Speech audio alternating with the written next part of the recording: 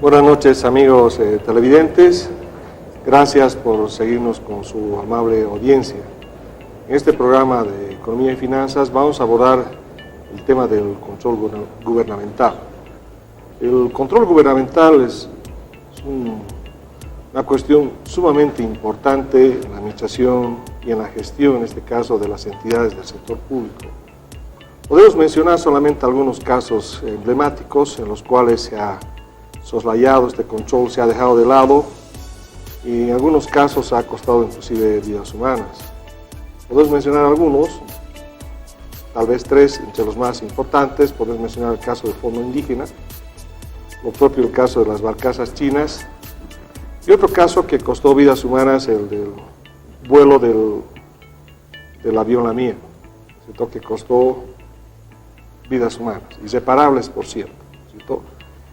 Esto nos mueve a pensar de que el control, en particular el control gubernamental, es importante, no solamente para resguardar nuestros recursos, sino lo más importante también preservar, en este caso también vidas humanas, ¿no? Como también en su caso corresponden también los activos con los que cuentan nuestras instituciones, ¿no? El control gubernamental, por eso, en nuestro país está regulado a través de la ley O78, que data del 1990, a través de un enfoque sistémico que se ha implementado en nuestro país. Y básicamente lo que hace este sistema, ¿no es cierto?, es a través de este enfoque, ¿no es cierto?, haber determinado, ¿no es cierto?, una serie de sistemas que están en algunos casos destinados a programar y organizar las actividades, en otros, ¿no es cierto?, a administrarlas estas, como es el caso del sistema de gestión de personal, de tesorería de crédito público, de contabilidad integrada y de administración de personal. Y finalmente el sistema que nos ocupa en este programa, que es el sistema de control gubernamental. Que básicamente es un conjunto de medidas y otros, ¿no es cierto?, que están destinados, ¿no es cierto?, como amigos mencionaron, ¿no es cierto?, a poder resguardar aquello, ¿no?, que es importante, nuestros activos con que cuentan nuestras instituciones. Este control puede ser tanto de orden interno cuanto externo, ¿no? Para abordar este tema lo hemos invitado al licenciado en auditoría, Marco Antonio Rosa, a quien le damos la bienvenida. Licenciado, buenas noches y gracias por venir al programa. Buenas noches. Marco, no hay duda, ¿no es cierto?, de que el control gubernamental, su implementación en las entidades públicas es no solamente importante, sino absolutamente necesaria para el quehacer de estas, ¿no es cierto? Sí, es muy cierta esta situación. Sin embargo, se debe tomar en cuenta también dentro de lo que corresponde al control gubernamental, un poquito, ¿no?, para poder ampliar el concepto mismo, el cumplimiento, ¿no?, de toda la normativa a nivel nacional. Entre estas, por ejemplo, tenemos la Constitución Política del Estado, las leyes, los decretos, otras resoluciones ministeriales y otras disposiciones, ¿no? Esto nos hace a que todas las instituciones del sector público puedan cumplir, ¿no?, sus actividades, operaciones, pero tomando en cuenta la normativa a nivel nacional. En muchos casos piensan, ¿no?, que algunas instituciones, el hecho de tener autonomía, esto les da la opción de poder disponer de los recursos. Sin embargo, como acabamos de indicar, se debe cumplir toda esta normativa a nivel nacional y también reglamentación que las instituciones públicas deben tener. Así es. Entonces, si somos claros, ¿no es cierto?, lo que corresponde en este caso al control gubernamental es verificar el cumplimiento, como lo habías mencionado, Marco, ¿no es cierto?, de un ordenamiento jurídico y administrativo que está implementado en nuestro país. Y al auditor justamente le corresponde, a través de un programa de auditoría, ¿no es cierto?, definir procedimientos que están orientados a aquellos, a poder verificar el cumplimiento de este ordenamiento que hemos citado, ¿no? Es así, por ejemplo, de que las auditorías en el sector público son diversas, ¿no es cierto? Podemos ahí citar, por ejemplo, el caso de las auditorías financieras, que tienen objetivos distintos, de otro tipo también de auditorías gubernamentales, como es el caso de las auditorías especiales, ¿no es cierto, Marco? Sí, es muy cierto. puesto que a través de las auditorías financieras se hace una evaluación, ¿no?, del comportamiento de los saldos de los estados financieros, con el objetivo de poder opinar sobre la razonabilidad de los mismos y de esta forma verificar el adecuado funcionamiento, uso y destino de los recursos, ¿no? Eso en cuanto a una auditoría financiera. Sin embargo, también hay otro tipo de auditorías, ¿no? Así es. Sin duda, cada tipo de auditorías son diversas en el ámbito del sector público, tienen su objetivo, ¿no?, una finalidad definida, ¿no es cierto? La propia, en este caso, a través del órgano rector, que es la Contraloría, ¿no es cierto?, tiene instrumentos en los cuales ha definido, ¿no es cierto?, los objetivos de estas. Como tú citabas, ¿no?, la diferencia, por ejemplo, una financiera que apunta básicamente a determinar la razonabilidad, ¿no es cierto?, en nuestros estados, en tanto que una auditoría especial, en este caso principalmente, está orientada algunas veces principalmente al hecho de determinar indicios, ¿no es cierto?, de responsabilidad por la función pública. No nos olvidemos, Marco, de que la administración pública está ligada a la responsabilidad, ¿no es cierto? Sí, a través de las auditorías especiales se determinan, ¿no?, diferentes tipos de responsabilidad, ¿no?, como pueden ser administrativas, civiles, y también actualmente se hacen auditorías o indicios de responsabilidad penal, ¿no?, de acuerdo, como indicábamos anteriormente, según la Constitución Política del Estado y otras disposiciones. Pero es necesario hacer hincapié, de acuerdo a la normativa vigente, que sí o sí se debe hacer auditoría sobre, o cuando el caso se determine indicios de responsabilidad. Sí, por cierto, ¿no?, en este caso muchas veces sucede que cuando se está haciendo alguna auditoría financiera, por ejemplo, se presentan lo que los auditores llamamos hallazgos, ¿no es cierto?, y esos hallazgos nos dan indicios, en este caso de la comisión, de algunos hechos, ¿no? En este caso, sin duda, cuando hay que reparar algún daño económico, estaríamos hablando de establecer la responsabilidad civil, ¿no?, a diferencia, por ejemplo, de la responsabilidad penal, ¿cierto?, que es cuando ya la comisión de un delito que está tipificado en nuestro Código Penal. Y es lo que en particular llama la atención últimamente, ¿no?, la judicialización de los actos administrativos, ¿no? O sea, se ha puesto, por así decirlo, de moda, ¿no es cierto?, lamentablemente por los hechos de corrupción que son de conocimiento, tanto en el ámbito nacional, regional, que se han ido dando, ¿no es cierto?, de que justamente le corresponde al auditor, ¿no es cierto?, tanto al auditor externo como en su defecto también podría ser el auditor interno, quien pudiera a través de sus informes poder determinar la existencia de estos hechos, ¿no?, de indicios propiamente, ¿no es cierto?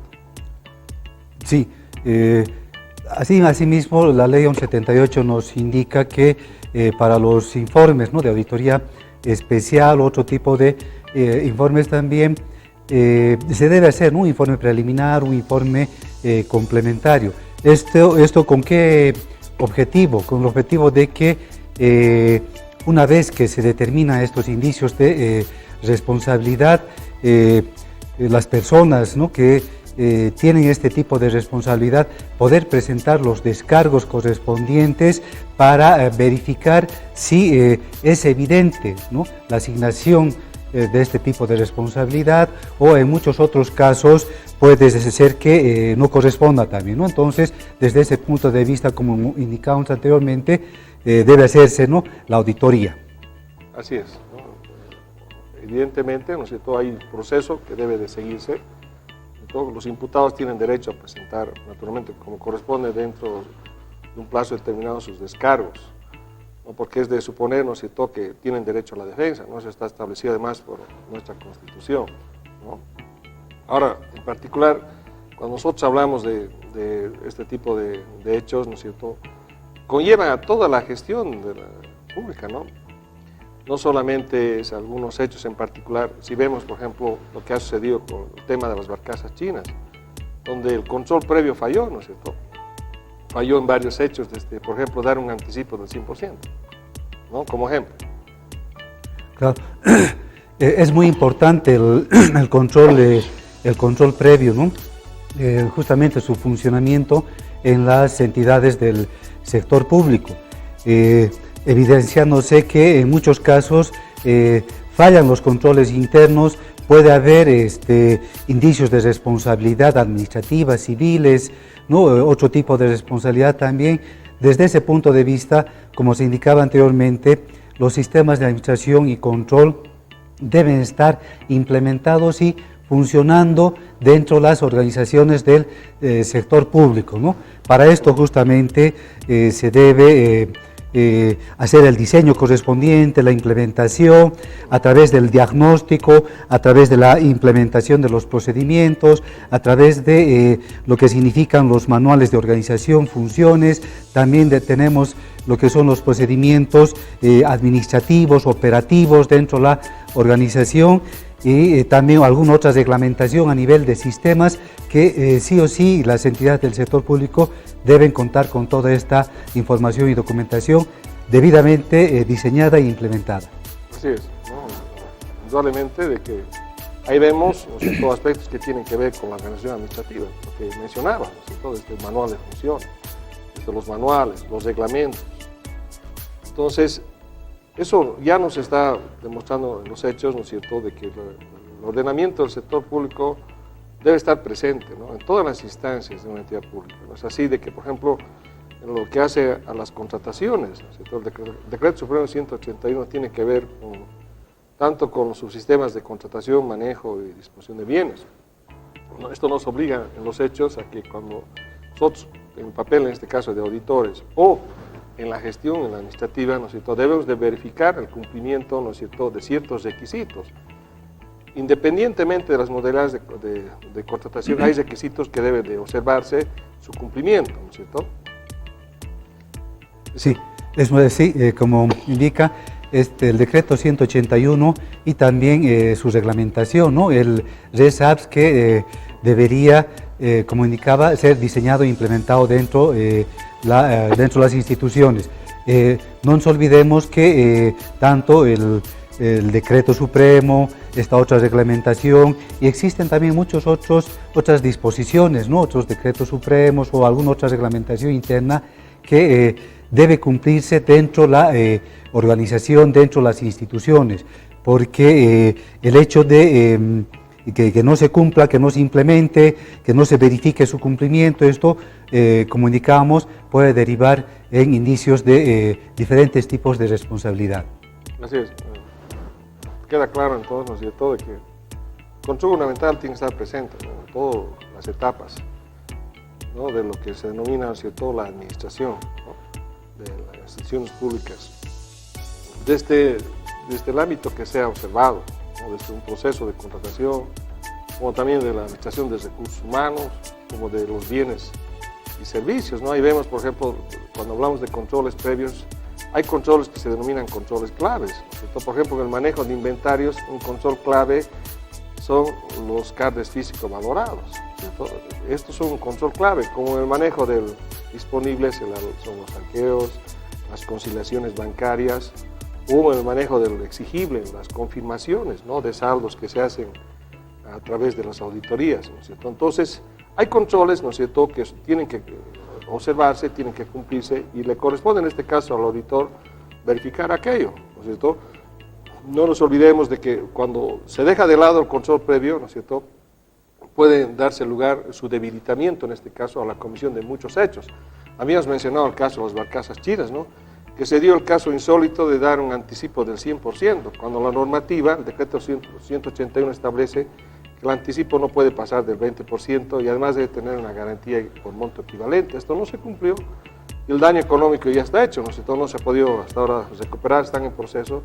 Y quienes en este caso se han beneficiado, ¿no es cierto?, con este pago de uno o de otro lado, sea el proveedor o quienes facilitaron este hecho, ¿no es cierto?, probablemente este daño económico no pueda ser reparado nunca, ¿no es cierto?, porque lamentablemente son muchos millones de dólares, ¿no es cierto?, que difícilmente el Estado va a poder resarcirlos. Lo mismo en el caso del Fondo Indígena. Lamentablemente, si bien es cierto, existen auditorías en curso, procesos, ¿no es cierto?, la recuperación de estos va a ser, no va a ser sencilla, ¿no es cierto?, porque probablemente estos recursos ya ni se encuentren tal vez dentro del país. Entonces, y lo propio en el caso del Fondo La Mía, ¿no es cierto?, que quienes tenían la obligación de verificar el cumplimiento, en este caso, de de disposiciones de la DGAC no lo hicieron, ¿no? Porque ni siquiera verificaron el plan de vuelo, lo autorizaron simplemente sin verificar si la tripulación es la que correspondía, la que se había declarado. Es más, ¿no es cierto?, si es que el caso del combustible, que fue la causa que después generó el accidente, ¿no es cierto?, si podía o no, de acuerdo al plan de vuelo, debía hacerse un reabastecimiento en Cobija, que no se lo hizo.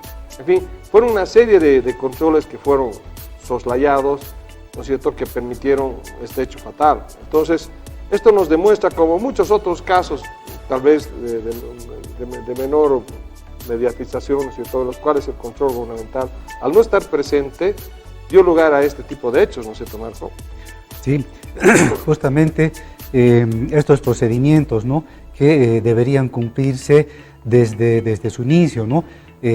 Toda compra, adquisición de bienes, de servicios, esto debe estar debidamente programado, presupuestado, ¿no? No nos olvidemos que también debería haber el pedido correspondiente, seguir los pasos en cuanto se refiere al proceso de contratación, ¿no?, para compras menores, compras mayores, la transparencia que debería existir, ¿no?, al subir al SICOES, hacer conocer, ¿no?, a todos los proponentes para que presenten las propuestas correspondientes y así también contar con los recursos correspondientes, ¿no?, en cuanto a la certificación presupuestaria, ¿no? Y no nos olvidemos que una vez que ya se tiene todo ese procedimiento, al momento de adquirir estos bienes, se debe contar, ¿no?, con el ingreso a los almacenes, la adquisición de los bienes, esa evidencia, ¿no?, la documentación que demuestra de que sí o sí existe estos bienes, el servicio prestado para su posterior pago. Claro, es así.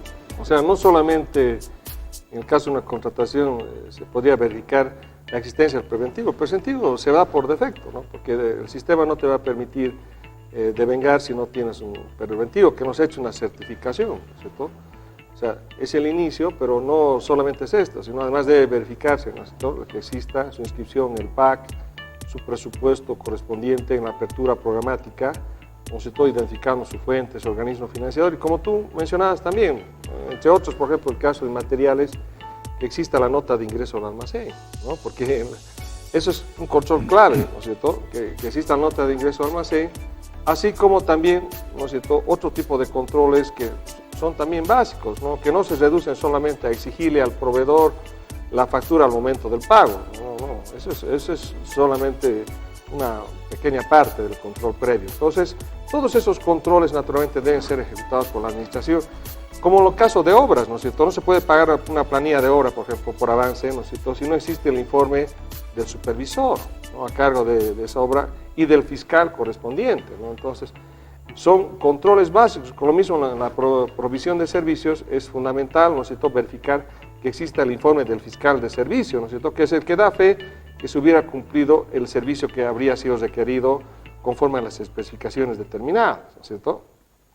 Sí, justamente, ¿no?, para poder evidenciar de que se hayan cumplido todos esos procedimientos, exista el bien, el correspondiente pago, esto surge ahí, ¿no?, la auditoría, el control externo posterior a través de lo que significa la auditoría, ¿no? Y en muchos casos, cuando hay incumplimiento a la normativa, a las disposiciones, esto puede generar indicios de responsabilidad administrativa, ¿no?, para lo cual se requiere realizar el informe correspondiente. No nos olvidemos que la ley, la norma también nos indica que los involucrados deben presentar los descargos correspondientes. No solamente este tipo de responsabilidad, como indicamos anteriormente, puede derivar también en indicios de responsabilidad civil, ¿no?, cuando hay algún tipo de daño económico, y dando lugar finalmente a indicios de responsabilidad penal, ¿no?, pero previamente cumpliendo, como indicamos, los indicios de responsabilidad civil. Así es. En todos los casos, ¿cierto?, cuando se activa la responsabilidad, sea administrativa, que ya se da por defecto cuando hay civil y penal, es cuando sea por acción o por omisión, ¿no?, en el caso de la administrativa se ha cometido una contravención. Cuando esta es valuable en dinero, ya hablamos de una responsabilidad civil, y finalmente cuando esta acción o omisión está tipificada como un delito, entonces estamos hablando de una responsabilidad de orden penal. Entonces, está muy claro, como también la responsabilidad ejecutiva, pero que es la menos ocurrente en nuestro medio, ¿no es cierto?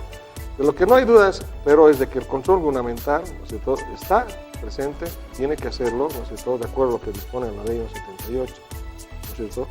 Ahora, su funcionamiento de este es responsabilidad, desde la MAE, ¿no es cierto?, hasta quienes tienen la responsabilidad de su administración, de la gestión de sus recursos, como también del auditor interno, ¿no? No nos olvidemos que las unidades de auditoría interna son unidades periféricas del control gubernamental, ¿cierto?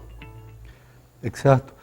Asimismo, tomando en cuenta, ¿no?, las normas a nivel nacional, Constitución Política del Estado, la Ley 1178, existen también otro tipo de informes que se están emitiendo actualmente, ¿no?, como se llaman los trabajos de supervisión. Sin embargo, estos trabajos de supervisión derivan en lo que significa el control interno, ¿no? Estos informes de control interno son también muy importantes, ¿no?, en todas las entidades del sector público, puesto que los mismos a nivel sistemático, por sistemas, ¿no?, como se indicaba anteriormente, nos implementan diferentes tipos de controles, ¿no?, como ser en los sistemas para planificar, ejecutar, organizar las actividades, así como también para los sistemas para su ejecución, ¿no?, y finalmente los de control. Tan importante es el control interno en el ámbito del sector público, que también debería ser implementado de alguna forma en otras organizaciones.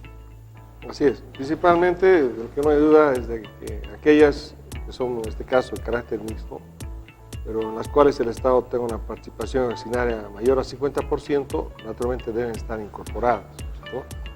Ahora, evidentemente, ¿no es cierto?, la responsabilidad, ¿no es cierto?, es indelegable, siempre decimos, ¿no?, la responsabilidad no se delega, lo que se pueden delegar son funciones, ¿no?